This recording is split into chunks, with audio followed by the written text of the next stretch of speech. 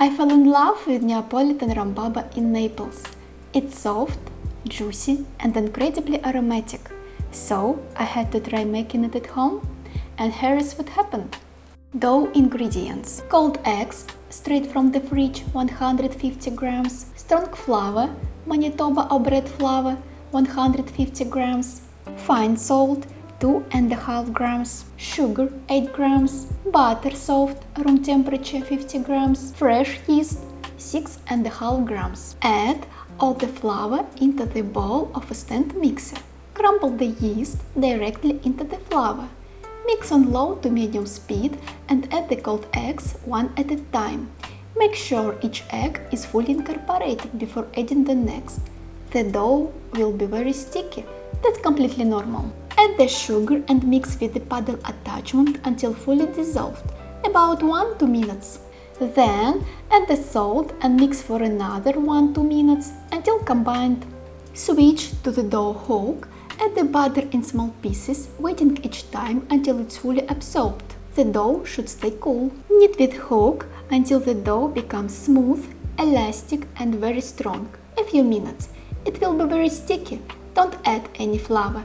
That's exactly how it should be. Transfer the dough into a large bowl, cover it with plastic wrap directly touching the surface, and let it proof in a warm place at from 26 to 28 degrees for 3 hours. It should increase 2 and 2.5 times in volume. Grease your molds with a thin layer of soft butter, bottom and sides. Lightly wet your hands, divide the dough into 6 equal parts, place into molds, filling them about half full.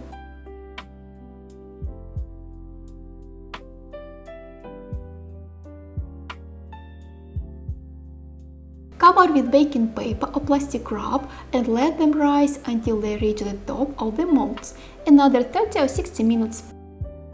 Preheat the oven to 190 degrees, top and bottom heat.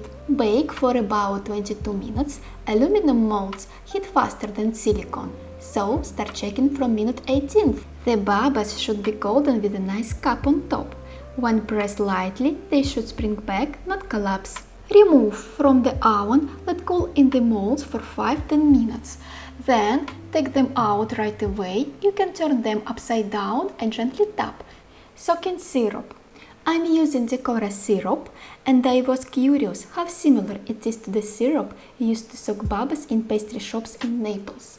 But in the description, I've also included a recipe for a homemade non-alcoholic syrup that's close to the one I use, with all the exact measurements. Mix 80 ml syrup with 200 ml water in a saucepan. Heat to about 50 degrees, warm but not hot. You should be able to test with your finger. Don't boil. Fully dip each cooled baba into the warm syrup. Hold for 30–60 seconds, gently pressing until you see air bubbles. That means the syrup is soaking in well. Remove, gently squeeze and place on a rag. Press once more lightly. And that's it. My rhubarb is ready. It's soft, juicy and full of flavor. You could soak it even more, but I didn't want it to get too soggy. It's actually not complicated at all. All you need is a little time and the desire to bake something special for yourself and your friends. Thank you, and see you in my next video.